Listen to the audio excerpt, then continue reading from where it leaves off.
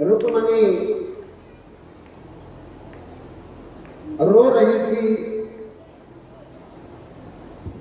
और रोते रोते रात हो गई। बंधुओं, दैववश उस महल में रुक्मिणी के कमरे के सामने रुक्मिणी के पिताजी कुल गुरु, जिनका नाम था सुदेव, गुजरे तो अंदर रोने की आवाज सुनी। दरवाजा खटखटाया, कौन रो रहा है? रुक्मिणी समझ गई कि ये हमारे गुरुदेव हैं। दरवाजा खोला और अपने आप को संभालते हुए रुक्मिणी ने कहा, गुरुदेव, रोने के सिवाय मेरे पास अब कुछ नहीं है। पुत्री, क्या हुआ? मैं तुम्हारा गुरु हूं और जो भी तुम्हारी समस्या होगी, अगर मैं उसे हल कर सका तो जरूर करूंगा। कहा कि मेरा भाई रुक्मी मेरा विवाह शिशुपाल से करना चाहता है और मैं द्वारकाधीश श्री कृष्ण से विवाह करना चाहती हूं, इसलिए यही समस्या है। और जब भी किसी को कोई समस्या आती है तो ब्राह्मण ही समस्या का समाधान करता है। जब गुरु समस्या का समाधान करता है तो बंधु संत कबीरदास भी कहते हैं, गुरु को सर पर राखी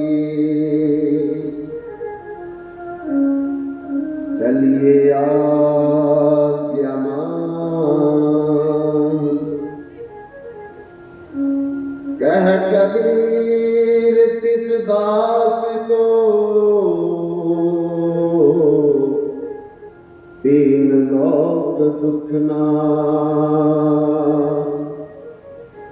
गुरु जी को जो साथ में लेकर चलता है अपने संसार में, दिनचर्या में, ग्रस्त में, उसको कभी दुखी नहीं होना पड़ता। आज रुक्मिणी ने अपने गुरुदेव के चरण पकड़ लिए और अपने आंसुओं से अभिषेक कर दिया चरणों का। वृद्ध ब्राह्मण ने कहा, पुत्री बोलो क्या बात? रुक्मिणी ने अपनी समस्या बताई। ब्राह्मण ने कहा, तुम एक पत्र लिखो। अरे तुम तो रो रही हो, द्वारकाधीश को भी पता है कि तुम रो रही हो या नहीं। मैं तुम्हारा पत्र लेकर के द्वारकापुरी जाऊंगा। रुक्मिणी ने कहा, परसों बारात आ रही है, कल का दिन है, तो अगर कल तक द्वारकाधीश श्री कृष्ण नहीं आए, मैं अपने प्राण दे दूंगा और मैं शिशुपाल से विवाह नहीं करूंगी। ब्राह्मण ने कहा, जितना भी मेरे से होगा मैं करूंगा, आप पत्र लिखिए। बंधुओं, रुक्मिणी ने पत्र लिखा और वो वृद्ध ब्राह्मण पत्र लेकर के दौड़ पड़ा। अवस्था वृद्ध है लेकिन हिम्मत में कोई कमी नहीं। क्यों? क्योंकि भगवान की सेवा के लिए जा रहा है। इधर रुक्मिणी लक्ष्मी है, उधर भगवान श्री कृष्ण नारायण लक्ष्मी नारायण की सेवा के लिए वृद्ध अवस्था में भी दौड़ना पड़े तो दौड़ना चाहिए। इसलिए ब्राह्मण पत्र लेकर के दौड़ रहा है। दौड़ते दौड़ते दौड़ते दौड़ते तब तक रुका नहीं जब तक बेहोश होकर के गिर नहीं गया। अब जब गिर गया तो बंधुओं, जब होश आई ब्राह्मण को तो आंखें खोल करके देखता है और पूछता है, मैं कहां हूं? तो लोगों ने कहा ये द्वारकापुरी है, गिरा कहीं और जगह देखो कहीं जाकर के। एक भगवान की कृपा मिलती है। द्वारकापुरी के महल में ले गए और जिस शयन कक्ष में भगवान श्री कृष्ण शयन करते थे, सोते थे, उसके दरवाजे के आगे जाकर के द्वारपालों ने खड़ा कर दिया और कहने लगे इसी शयन कक्ष में भगवान आराम करते हैं रात को। तब बंधुओं, ब्राह्मण थोड़ा इंतजार करने लगा कि ब्रह्म मुहूर्त आ जाए और ब्रह्म मुहूर्त में भगवान को जगाएंगे।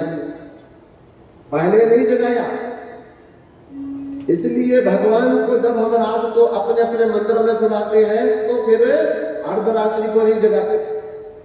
जब भगवान शयन करते हैं तो प्रणाम भी नहीं करते हैं। क्यों? प्रणाम लेने के लिए भगवान को उठना पड़ेगा, तो निद्रा भंग हो जाएगी। इसलिए जब भगवान के मंदिरों में दरवाजे बंद हो जाते हैं फिर प्रणाम नहीं करते, दरवाजा खटखटाते नहीं है, शोर नहीं डालते। इसी प्रकार से भगवान की निद्रा भंग न हो जाए, इस ब्राह्मण ने भी इंतजार किया, दरवाजे पर बैठ गया। जब अमृत वेला आया और उसी समय उस ब्राह्मण ने दरवाजा खटखटाया और भगवान जग करके दरवाजा खोलते हैं और बोलने लगे ब्राह्मण को देख करके, मेरा अहोभाग्य, आज जगते ही मुझे पहले ब्राह्मण के दर्शन हुए हैं। बोलिए आप कौन हैं और आपका पदार्पण कैसे हुआ? ब्राह्मण ने कालबद्ध प्रार्थना की, मैं विदर्भ देश से आया और रुक्मिणी का पत्र लेकर के आया हूं।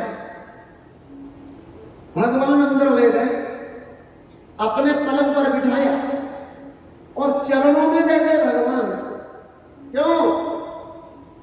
क्योंकि भगवान अपने भक्तों के दास हैं। मोते अधिक संत कर लेखा, भक्त मेरे से बड़ा है, संत मेरे से बड़ा है, मैं संतों का दास नौकर हूं। ब्राह्मण को पलंग पर बिठाया और खुद चरणों में बैठे और बोलने लगे, ब्राह्मण को खोल करके पत्र पढ़ो, क्या है इसमें? तो ब्राह्मण ने कहा, एक गुप्त पत्र है, ये सीक्रेट लेटर है, मैं कैसे पढ़ूं? आपके लिए भेजा है, आपकी मंगेतर में। भगवान कहते, देखो मैं सबसे छिपा सकता हूं अपनी बात, लेकिन ब्राह्मणों से कभी भी अपनी बात, भक्तों से अपनी बात कभी नहीं मैं छिपाता। क्यों? क्योंकि मैं उनका दास, मैं उनका नौकर, और फिर उनसे मैं अपनी बात कैसे छिपा सकता हूं? पढ़ो आप खोल करके। बंधुओं, जब ब्राह्मण उस पत्र को खोल करके पढ़ने लगा और उसमें रुक्मिणी ने लिखा था, विनती सुनिए नाथ हमारी, विनती सुनिए नाथ हमारी, विनती सुनिए नाथ हमारी, हृदयेश्वर हरि हृदय बिहारी,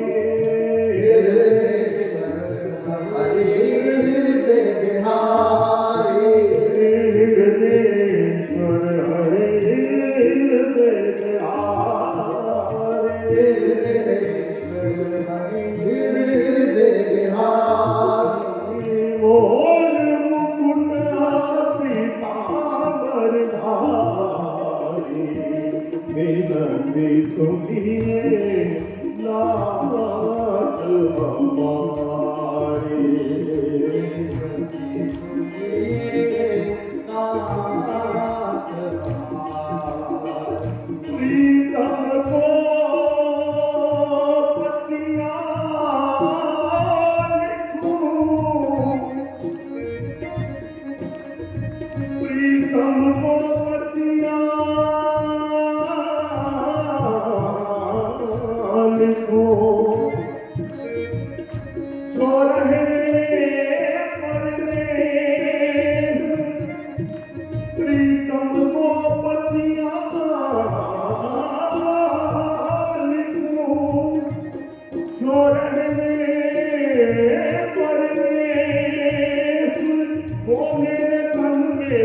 के रोम रोम में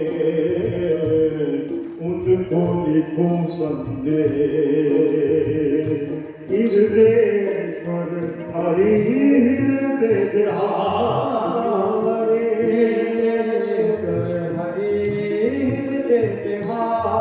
ओ हृदयेश्वर हरि हृदय बिहारी, हृदयेश्वर हरि हृदय बिहारी। मोर मुकुट पीताम्बर धारी, विनती सुनिए नाथ हमारी, विनती सुनिए नाथ हमारी।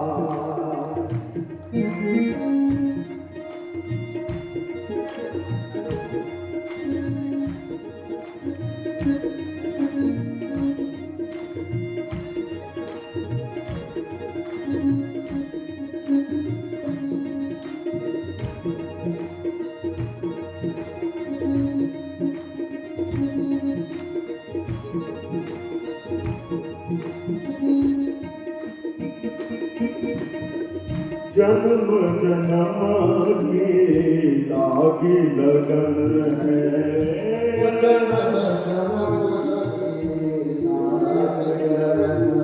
ओ जन्म जन्म की लागी लगन है, जन्म जन्म की लागी लगन है। साक्षी सारो भरा गगन है, साक्षी सारो भरा गगन है। दिन दिन साथ आस करती हो, दिन दिन साथ आस करती हो। आएंगे श्री कृष्ण मुरारी, विनती सुनिए नाथ हमारी, विनती सुनिए नाथ हमारी।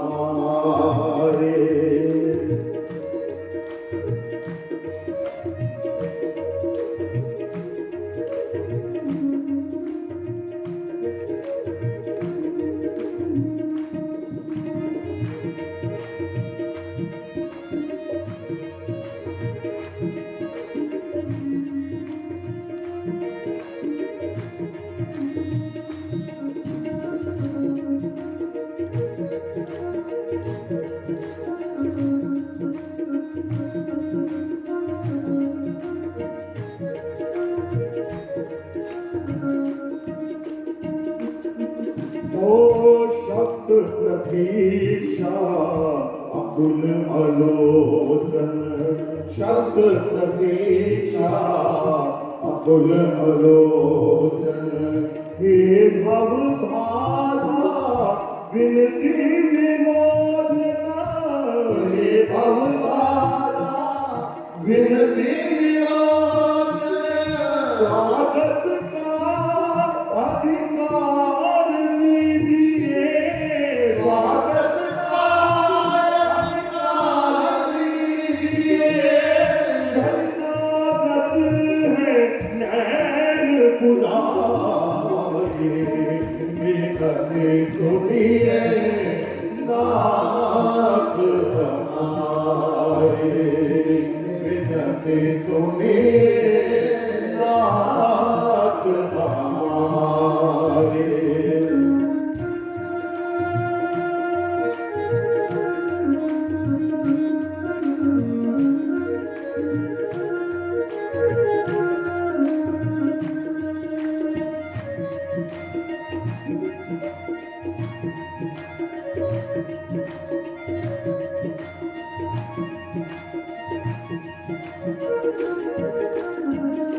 और कहूँ क्या अंतर्यामी,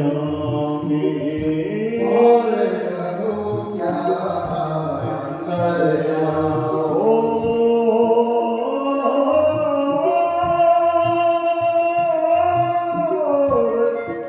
ओ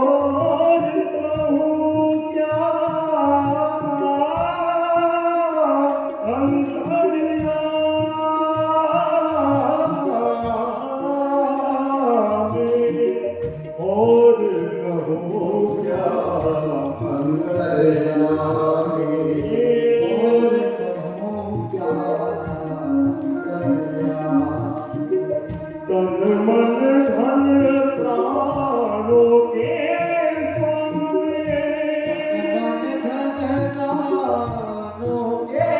स्वामी करुणा कर आकर के कहिए करुणा कर आकर के कहिए सविकारी बिनती सविधारी बिनती सुनिए नाथ हमारे बिनती सुनिए नाथ हमारे हृदयेश्वर हरि हृदय बिहारे बिहारे ओ हृदयेश्वर हरि हृदय बिहारे हृदयेश्वर हरि हृदय बिहारे मोर मुकुटा पिताम्बर धारी बिनती सुनिए नाथ हमारे बिनती सुनिए नाथ हमारे बिनती सुनिए नाथ हमारे हे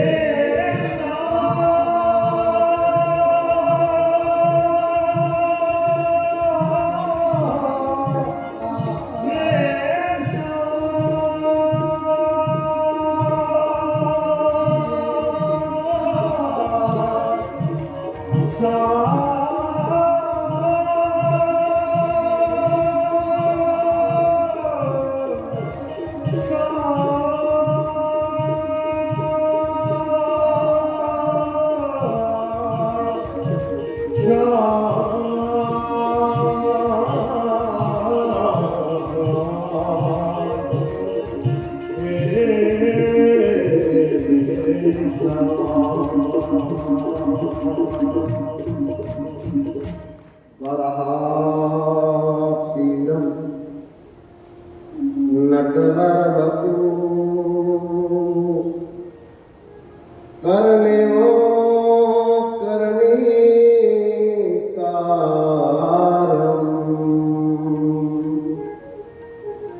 दीप्रदवासक नक कपिशम भजन्ति चामाला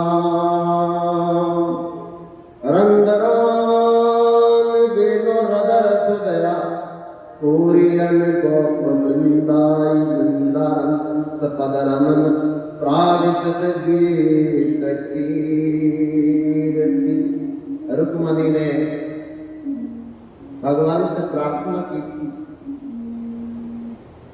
कि मैंने आज तक अपने जीवन में जो कुछ किया है आपको पाने के लिए किया। मैंने गाय की सेवा की, एक कारण मुझे द्वारकाधीश मिल जाए। मैंने तुलसी की हर रोज 108 परिक्रमा ली, दीप दान किया, केवल इसलिए मुझे द्वारकाधीश श्री कृष्ण मिल जाए। मैंने एकादशी व्रत किया केवल आपको पाने के लिए। मैंने आपको हमेशा भोग लगाया केवल आपको पाने के लिए। और मैंने आज तक जब भी कोई कीर्तन किया, कथा की, सत्संग किया, एक ही प्रार्थना की, मुझे द्वार के रिंग में श्री कृष्ण मिले। हे श्री कृष्ण,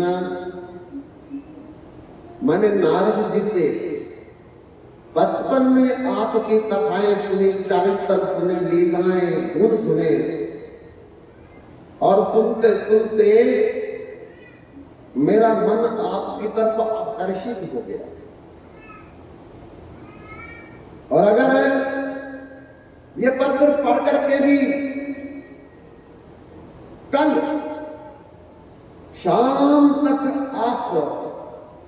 माता कात्यायनी के मंदिर में मैं पूजा के लिए आऊंगी अपनी सहेलियों के संग, क्योंकि हमारी पूर्वजों की प्रथा है कन्या के विदाई के एक दिन पहले उसको मां कात्यायनी की पूजा के लिए महल से बाहर जाना होता है और मैं वहीं आपको मिलूंगी। आप रथ लेकर के वहां आइएगा और रथ पर बिठा करके मुझे आप हरण करके ले जाना और विधिवत जाकर के द्वारकापुरी में मेरा पानी ग्रहण करना। बंधु, ऐसा सब कुछ रुक्मिणी ने लिखा था। जब ब्राह्मण के मुख से सुना भगवान ने तो उसी समय अपने सारथी दारूक को कहा रथ तैयार कर। अगर मैं समय पर नहीं पहुंचा तो अर्थ का अनर्थ हो जाएगा। रुक्मिणी अपने प्राण दे देगी और सारा कलंक मेरे को लगेगा। बंधुओं, केवल रुक्मिणी ये विनती नहीं है, हम सबकी यही विनती है कि जब तक भगवान हमारे पति नहीं बनेंगे तब तक हमको जन्म और मरण, बुढ़ापा और बीमारी भोगने वाले हर जन्म में पति मिलेंगे। कभी हिरणपति के रूप में मिलेगा, कभी सिंहपति के रूप में मिलेगा, कभी सर्वपति के रूप में मिलेगा और कभी ऋषपति के रूप में मिलेगा। जब तक भगवान नहीं मिलेंगे तब तक संसार में हमको आवागमन के चक्र में हर जन्म में जन्मने और मरने वाले पति मिलेंगे। और जन्म में भी दुख है, मरण में भी दुख है, संजोग में भी दुख है, वियोग में भी दुख है। ये जन्म और मरण अभी हमारा समाप्त होगा जब हम रुक्मिणी की तरह भगवान को पत्र लिखेंगे और उस पत्र में प्रार्थना करेंगे कि ये जीवन आपका है। अगर आपको ये जीवन समर्पित नहीं हो सका तो फिर हम ये जीवन किसी को समर्पित नहीं करेंगे। बंधु, राजस्थान में अलवर जिला गड़ी ममोड़ गांव है, उसमें जाटों के गांव में एक बहू आई जिसका नाम था कर्मा भाई। अभी कर्मा भाई का विवाह हुए 1 साल भी पूरा नहीं हुआ, पति मर गया। अगर दूसरा साल पूरा नहीं हुआ तो ससुर मर गया और तीसरा साल पूरा नहीं हुआ तो सासू भी मर गई। ये संसार ऐसा ही, कोई किसी को नहीं बचा सकता। पत्नी सामने जा रही है, देख रहे हैं, बचा नहीं सकते। पति सामने जा रहा है, देख रहे हैं, बचा नहीं सकते। बल्कि वो तीन लोग चले गए, कर्मा भाई अकेली रह गई। कमाने वाला कोई नहीं और खाने वाली अकेली एक जानवर है। तब 2 भैंसें थी उसके घर में, उसी का दूध निकालती है, बेचती है, अपना गुजारा करती है। गुजारा तो हो रहा था, पर एक मन में दुख कि पति चला गया, कोई बात नहीं, ससुर चला गया, कोई बात नहीं, सासू मां चली गई, कोई बात नहीं, पर भगवान मुझे एक शिकायत है अगर मेरे घर में एक संतान होती, पुत्र होता, कम से कम उसको मैं अपना आधार मान करके अपना जीवन को व्यतीत कर लेती। वो भी आपने मुझे नहीं दिया। एक दिन बंधुओं, गांव के बाहर कृष्णा नदी, उसमें भैंसे लेके गई और भैंसों को जब स्नान करवाने के लिए भीतर गई तो उसके पैर के साथ कुछ लगा, डर गई, बाहर आ गई। लेकिन भैंसे अंदर, वो बाहर। फिर गई भैंसों को लेने, फिर कोई वस्तु उसके पांव के साथ नहीं, फिर डर करके बाहर आई, बार बार जा रही, बार बार वापस आ रही है। आखिर भैंसे बाहर निकले तो वो जाए लेकर के, और उनको निकालने के लिए कर्मा भाई को बार बार जाना पड़ रहा था। आखिरी में जब वो गई तो वो वस्तु फिर पैर के साथ लगी। मन में सोचा देखूं तो सही क्या है। हाथ डाल करके निकाल करके देखा तो वो छोटे जगन्नाथ जी थे। आभरण आंसुओं से जगन्नाथ जी की मूर्ति को गीला कर दिया। मैं भगवान से संतान मांग रही थी, संतान मांग रही थी, जगन्नाथ जी मेरा पुत्र बन गया। भैंसों को निकाला, गोद में उठा करके जगन्नाथ जी को घर में ले गए। भगवान नहीं समझा उसको, अपना पुत्र समझा। हम कहते भगवान नहीं मिलते हैं। अरे भगवान तो कहते मैं तैयार हूं, पुत्र तो बनाओ। भगवान कहते मैं तैयार हूं आने के लिए, भाई को बनाओ। हम कोई रिश्ता ही नहीं करते, कभी भगवान की मांगी नहीं करते। अभी हमारा पर्स गुम हो जाए, सत्संग भूल जाएंगे, भंडारा भूल जाएंगे, कहां गया पर्स, कहां गया पर्स, कहां गया पर्स, तो उठा देंगे मेरा पर्स, मेरा पर्स। और जितना पर्स से प्यार करते हैं उतना भी भगवान से प्यार नहीं करते। फिर कहते हैं भगवान आते नहीं। अपने पुत्र से जितना प्यार करते हैं उतना भगवान से भी प्यार नहीं करते। पुत्र अगर 2 घंटे रात को बाहर रह जाए तो 200 फोन कर देते हैं। भोजन बंद, निद्रा बंद। जब तक पुत्र नहीं आएगा तब तक गेट पर खड़े रहते, फोन पर फोन, फोन पर फोन। कभी भगवान को फोन किया, कभी भगवान के लिए भोजन छोड़ा, कभी भगवान के लिए निद्रा भंग की है। भगवान कहते पुत्र के लिए सब हो रहा है। पति 1 घंटा लेट हो जाए, कहां मर गए हो। कभी भगवान को बोला कहां मरे हो। भगवान कहते एक बार तो बोलो मेरे को, मैं उसी समय आ जाऊंगा। बंधुओं, जिन्होंने भगवान को प्यार किया है उसके पास भगवान अपने आप आए। कर्मा भाई ने जिस पीढ़ी पर खुद बैठती थी उस पीढ़ी पर उस जगन्नाथ जी को बिठाया, पुराना कपड़ा बिछा करके, और कहा पुत्र बैठ। पता नहीं कितना थक करके, चोटें खा करके तो पानी में बहता बहता मेरे पास आया। तेरे लिए मैं बाजरे की खिचड़ी बनाती हूं, और राजस्थान में बाजरे की खिचड़ी बड़ी मशहूर है। बना करके ले आई। 1 थाली जगन्नाथ जी के आगे, 1 थाली अपने पास रखी।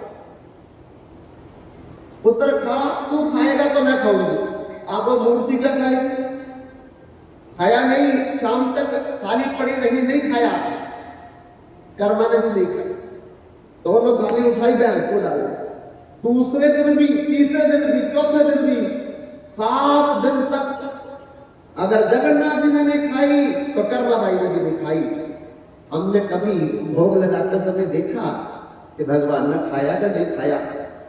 हम पर्दा करते हैं, घंटी बजाते हैं, हमको पता भगवान खाते नहीं है, रखना उठाना ले आते हैं। पहले ही सोच करके भगवान खाते पीते नहीं है, रखना ही होता है, बस उठा करके ले आओ। तो भगवान कहते जब तुम रखने से पहले ये सोच लेते हो कि भगवान नहीं खाते तो मैं खाऊं भी कैसे।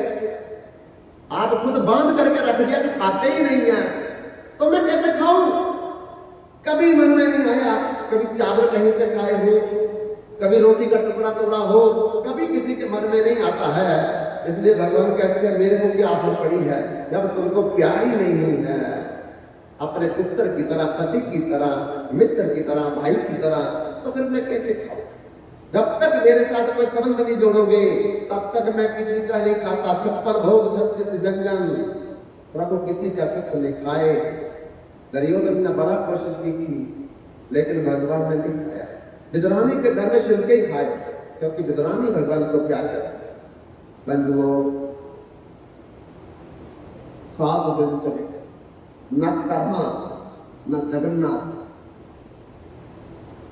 और 7वें दिन की रात जब कर्माबाई सोई यही सोच करके कि मेरा जगन्नाथ भूखा है, जगन्नाथ भूखा है, कुछ नहीं खाया 7 दिन से, अपनी कोई चिंता नहीं, जगन्नाथ की चिंता सता रही थी और सताते सताते सो गई।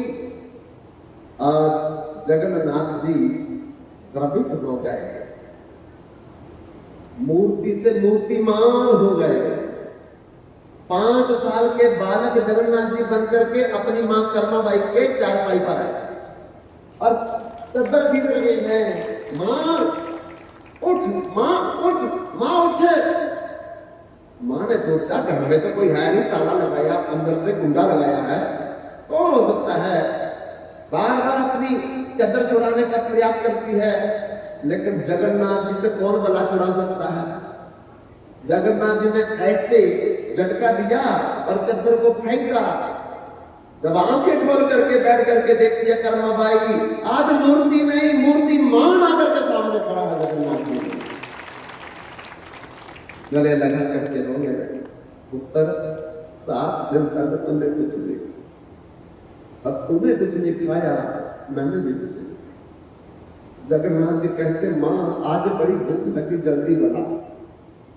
रात के 2:30 बजे कर्माबाई ने खिचड़ी बनाई है और मां पुत्र ने बैठ करके वह खिचड़ी खाई है। अब सारे घर का काम, भैंसों को चराना, भैंसों को पानी पिलाना, भैंसों को नहा करके लाना, ये जगन्नाथ जी करते और घर का काम कर्माबाई करती है। जगन्नाथ ने बोला मां अब बाहर का काम कोई नहीं करोगी, मैं हूं ना तुम्हारा पुत्र, बाहर का काम सारा मेरा और अंदर का काम तुम करोगी। लोगों को शक हो गया, संदेह हो गया, कर्माबाई को बार बार आकर के पूछने लगे दूसरा विवाह कर लिया था, पुत्र कहां से आ गया तुम्हारे घर में। और पुत्र को भी पूछते भाई तू किसका पुत्र है, कर्मा का तो कोई पुत्र नहीं था। और एक दिन कर्मा तो जगन्नाथ जी बोलने लगे कि मां एक गांव में बार बार लोग गलत बातें करते हैं, आलोचना करते हैं, निंदा करते हैं, हमें गांव को छोड़ देना चाहिए। कर्मा ने बोला इस वृद्ध अवस्था में मैं कहां जाऊंगी तुम्हारे साथ, कहा मैं तुमसे पकड़ करके ले जाऊंगा, हम जगन्नाथपुरी चले जाएंगे। बंधु कर्माबाई अपने पुत्र जगन्नाथ जी के साथ जगन्नाथपुरी में जा रही है राजस्थान से। रास्ते में जहां रात पड़ती है, घास का बिछौना लगा करके जगन्नाथ जी चरण दबाते हैं अपनी मां कर्माबाई की और भिक्षा मांग करके खिलाते हैं। चलते चलते 6 महीने तक जगन्नाथपुरी पहुंच गए और समुद्र के किनारे मां पुत्र ने एक कुटिया बनाई। तब कर्मा ज्यादा बुढ़िया हो गई लेकिन खिचड़ी बनाना नहीं खेला।